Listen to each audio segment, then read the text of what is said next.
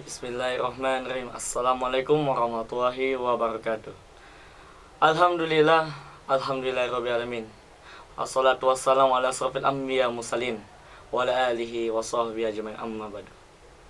Puji syukur kita pada Allah SWT, Tuhan yang telah memberi kita nikmat iman, Tuhan yang telah memberi kita nikmat sehat dan ukhuwah, dan terutama nikmat tauhid. Selawat dan salam tak lupa kita hadirkan pada baginda Rasulullah SAW yang telah membawa kita dari zaman kegelapan menuju zaman yang penuh emas ini, dan mengucapkan Allahumma sholli ala Sayyidina Muhammad wa ala Sayyidina Muhammad. Perlu kita ketahui, Allah itu Tuhan kita, Muhammad itu adalah Rasul kita. Tapi dalam Al-Quranul Karim tidak pernah mengatakan Allah itu ada. Tapi Al-Quran menyatakan keberadaan Allah. Contohnya apa? Inna khalaqal jinna wa insa liya'budun. Tidak akan kuciptakan manusia dan jin selain beribadah pada aku. Tandanya apa? Dialognya mengatakan tidak akan aku ciptakan. Berarti kita ada pencipta, dan sedangkan kita makhluk. Makhluk adalah yang diciptakan, sedangkan Khalik sang pencipta. Siapa pencipta kita? Tentu saja Allah SWT. Man arafa nafsahu arafa rabbahu. Siapa yang mengenal dirinya, dia akan mengenal Tuhannya. Jadi dialognya macam gini. Kita mengetahui baju itu diciptakan, kita mengetahui bangunan itu diciptakan. Sedih juga manusia, kita mengetahui kita ini diciptakan. Maka dari itu tidak ada haknya bagi kita untuk sombong di dunia ini. Tidak ada haknya untuk kita berkuar-kuar, untuk menyombongkan, untuk menaikkan diri ini, sedangkan di atas kita masih ada. Siapa dia? Yang memberi kita hidup, yang memberi kita nikmat iman, yang memberi kita kehidupan ini hingga mati nanti. Dan perlu kita ketahui, Allah itu mengutus seorang nabi, nabi yang akan menjadikan kita umat Islam, nabi yang membuat kita berpikir, nabi yang membuat kita berpikir ke depan untuk bangsa negara. Siapa itu? Tentu saja Muhammad bin Abdullah, Rasulullah SAW. Nabi Muhammad telah membawa kita dari zaman kegelapan menuju ke zaman yang penuh emas ini.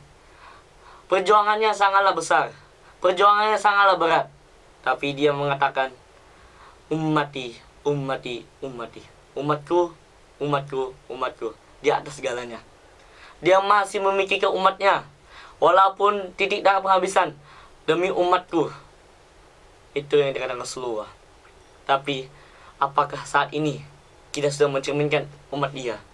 Apakah saat ini kita sudah mencerminkan umatnya yang akan mendapatkan syafaat dari dirinya? Jadi yang menjadi pertanyaan adalah bagaimana kita mendapatkan ridha Allah? Selain dari ridha dari orang tua, ridha Allah kita bisa dapatkan dari mengikuti sunnah-sunnah Rasul. Contohnya apa? Banyak contoh dari sunnah Rasul, seperti selalu bersenyum, selalu mendahului yang kanan, mengakhiri yang kiri, mengucapkan salam, dan banyak lagi. Tapi itu tergantung kita, apakah kita ingin melakukannya atau tidak. Apakah kita ingin mengenal Allah lebih dalam atau tidak, itu tergantung kita. Tapi yang penting adalah bagaimana cara kita mengaplikasikan apa yang kita ketahui itu. Kita tahu bahwa kita ada makhluk, kita tahu kita ini adalah makhluk yang sangat rendah di mata Allah SWT. Tapi karena Allah itu Maha Pengasih dan Penyayang, Allah naikkan diri kita, Allah naikkan derajat kita. Dengan apa? Dengan akal, cara berpikir. Dengan akal kita bisa mentadabburi, dengan akal kita bisa berpikir jernih. Itulah perbedaan kita sama binatang. Jadi kalau ada yang masih menanyakan di mana Allah, jawabannya satu, Allah itu ada di mana-mana. Sama halnya seperti susu. Kita mengetahui dalam susu itu ada terdapat zat lemak. Kita tahu dalam susu itu ada efek lemaknya, tapi kita tidak bisa melihatnya. Itulah Allah. Kita tahu ada efeknya Allah itu, ada pengaruhnya Allah, tapi kita tidak bisa melihatnya. Kapan kita bisa melihatnya? Kun fayakun. Terjadi maka terjadilah.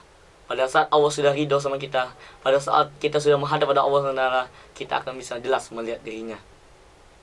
Ingat, kuncinya bukan bagaimana dan di mana Allah itu. Kuncinya adalah bagaimana kita mendapatkan ridha Allah SWT. Bagaimana kita mendapatkan hidayahnya, mendapatkan segala hal yang diridhoinya, bukan yang diingkarinya. Mungkin itu saja. Lebih kurang Anda mohon maaf. Wassalamualaikum warahmatullahi wabarakatuh.